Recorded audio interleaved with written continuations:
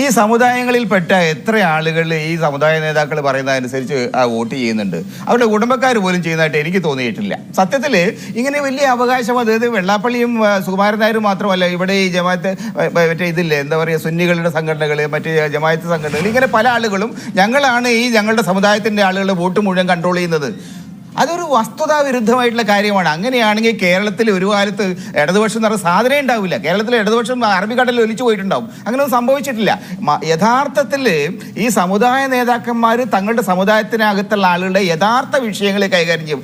ഈ വെള്ളാപ്പള്ളിയെ പോലുള്ള ആളുകൾ സ്വന്തം സമുദായത്തിലെ സാധാരണക്കാരിൽ നിന്ന് അകന്നു പോകുന്നു എന്നുള്ളതാണ് ഇതിന്റെ പ്രശ്നം.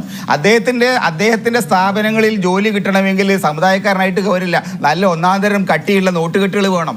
ഈ ഒരു വിഷയമാണ് വെള്ളാപ്പള്ളി പോലുള്ള ആളുകൾ തങ്ങളുടെ അടിസ്ഥാനപരമായ താല്പര്യങ്ങളെ ബലി കഴിച്ചുകൊണ്ട് എന്താ പറയുക, സ്ഥാപിത താല്പര്യങ്ങളുടെ കൂടെ പോകുന്നു എന്നുള്ളതാണ് പ്രശ്നം. അതിനകത്ത് നായർ മുതൽ നായടി വരെ, അല്ല എന്താ നമ്പൂതിരി വരെയുള്ള ഐക്യമുന്നണി എന്ന് പറഞ്ഞ് നടന്ന ആളാണ്. എവിടെയാ അങ്ങനെ ആ തരത്തിലൊരു ഐക്യം കേരളത്തിലുണ്ടായോ?